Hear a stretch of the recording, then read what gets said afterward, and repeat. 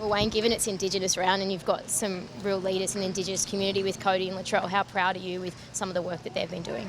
Oh, well, yeah, they are pretty exceptional blokes, and they've got a great sense of community, and the amount of time I see them give to other people and their caring natures reminds me of what makes the club what it is, and how proud we all are of South Sydney. And can you see even the difference they can make on some of the other teammates? I know Cookie did an interview with this week saying how much Latrell's even changed his perception of some of the issues. Can you see the impact they're having? Oh yeah, I can. It's a bit hard to explain on television, but I can see the impact, yes. Yeah. Do you find that they fire up this week every year? Well, there's only 4 of them. We need a few more to fire up with them. So let's hope they all fire up. Are you fired up? They said after the game you didn't say a single word to them. I must have said something. It wouldn't have been much, though. Do you know, I know after the game too you said you don't know what it was, you'll figure it out, and when you know, you'll let us know. Any more of an idea? No, I still don't know. We'll just see how we go tomorrow. Yeah. When did you get much of a bounce back after the loss to Melbourne training that week, and has it been a similar or even bigger bounce back this week? Yeah, I think it's been, we did have a bounce back and then lost our way again the week after, but no, this week's been pretty good. Yeah, we only had the one session plus today, so, but there's a different attitude out there at the moment. Is it sort of, I can't remember if you said the word, you did say the word's embarrassing in some ways after last week's loss, like the teams usually, do you get a different response after embarrassment? Well, you hope that's what you want. I mean, we're dealing with a pretty ordinary group of men if that's not the case. And particularly the way we lost, so I would expect him to be a lot better tomorrow. What about Cam Murray, mate? How's he looking? Yeah, he's really good. He's done everything at training-wise. He's all good to go, so he'll add a lot to the team as well. I know you said out in Dubbo that he won't make all the difference, but just generally speaking, like how much? Oh, he brings a consistency. You know, he plays at the top of his game nearly every week, and right now that's what we need. That's one of our problems. We're inconsistent. You know, we're playing good one week individually, another week the same guy's not playing well. You know, so Cam was going to bring that consistency that we all crave for. Even just his quick play balls in some sense for Cookie too. Like I imagine that makes a big difference. Yeah, well, even coming off Damien's passes and that, you know, and the way he does it. So yeah, as I said, Cam's got that ability to help everybody play better because he's on the field. Yeah. Changes to the team, Wayne. Can you talk to us about? No, there's no changes. I mean, from the team last week, dropped Jaden Stewart to the reserves. Oh, I just wasn't happy with some of it. I wasn't happy with a whole lot of things, but I just had to do something. I just couldn't sit here and continually talk about things and nothing changed.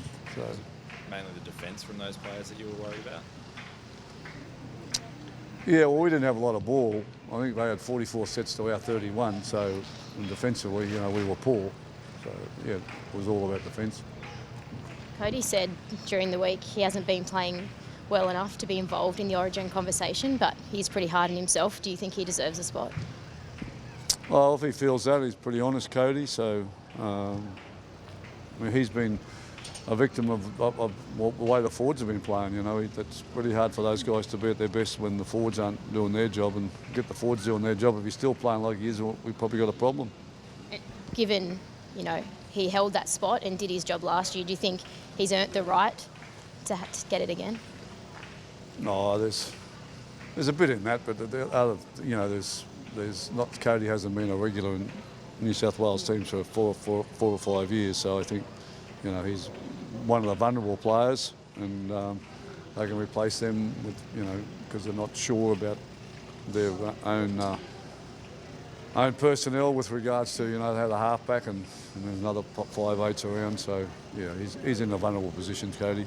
Given he's quite versatile, do you think he'd, you know, if he doesn't get that starting 6 spot, he'd still make a good 14? Well, Cody's a footballer. You can play in front row and he'd do a good job for you because he knows the game and understands the game. So, yeah, he'd be certainly interchange bench. He'd be ideal, particularly with the situation we have today. You need people on interchange bench that can play up multiple positions, particularly because of the HIA situation. Yeah. Do you think Damien Cook is one of those players that's possibly vulnerable? No, I don't think so. I think he's been at 3 or 4 years of State of Origin hooker. I think he'll have to fail in that domain before they'll probably think about not putting him in the team. Yeah. And with the COVID outbreak in Melbourne, will Origin 1 have to be moved from the MCG? I don't know. What's the government saying? They're dictating our lives right now, so I don't know. No idea. Why do you think that Origin 1 should move to an area like Townsville or Newcastle, which is like a heartland area that hasn't had it before? Oh, look, you're going to need to talk to the CEO of the NRL about those things. I've got no idea. Okay, they're the things that they've got to work with government with, and puts everybody in a state of confusion. But that's, as I said, that's decisions they've got to make at another level of mine. Do you think last year, do you have much chat with Paul Green about sort of any insight or anything like that? Yeah, I've spoken with him a couple of times, and you know, I'm pleased he's a coach, and I want him to do well, and we've had a couple of conversations. Yeah. In terms of selection too and that kind of stuff? Well, I've had a couple of conversations. That's it.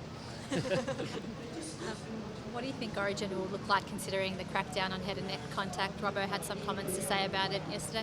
Yeah, I don't get it, actually. I don't get what we're all thinking Origin's is not going to be a great game because we can't hit someone in the head.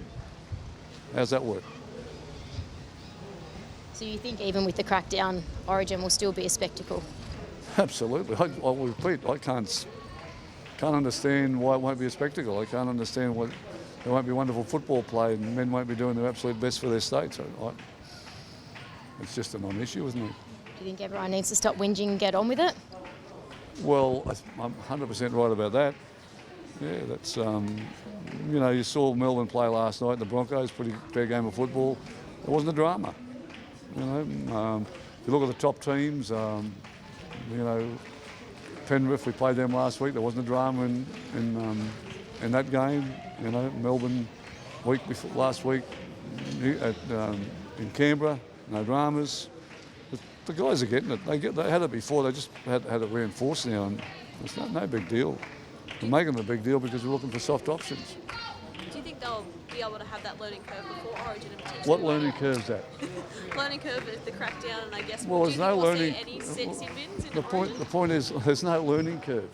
We've never taught or coached to hit people in the head. It's not part of what we do. We've taught them how to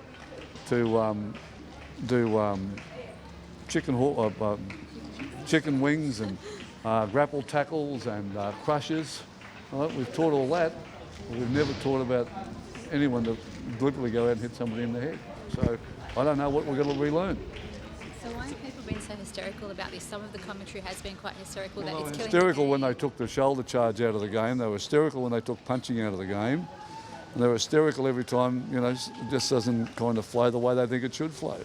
The game's got a huge responsibility. It has a great duty of care to its players, and it's exercising that now. Okay, but they had one in 1908 when they started the game.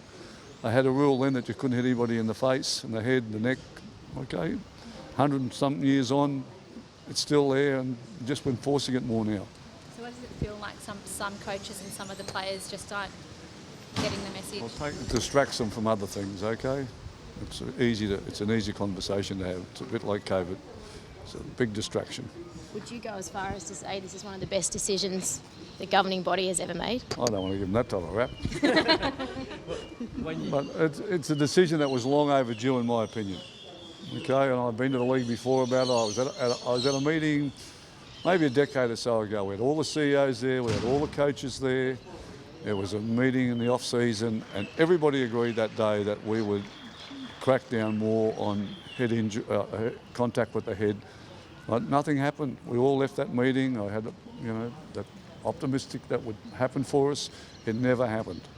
And 10 years on, you know, it's happening. So. When you were pretty critical up in Brisbane about how intense scrutiny on head contact now sort of slowed the game down a little bit, going back and calling penalties. Well, that was after going 3 or 4 tackles, and but they've stopped that. That's not happening anymore. Did you talk to Peter Vlandis or? No, I don't. Well, look, I talk to lots of people, but the bottom line is it's stopped. It's not happening now, so that's not impacting on the game. You talk about Penrith barely having any issues, Melbourne barely having any issues, you guys haven't had issues. Do you feel like the teams that behave the best are going to be the ones that don't have Simmons suspensions? Well, certainly, you know, if you go to Origin, if you're an Origin coach, you're not going to. You want your team to behave the best. If someone does 10 minutes in the Origin, you can just about kiss that game goodbye because the quality of the players. So, I don't think Origin's going to have a problem with it all.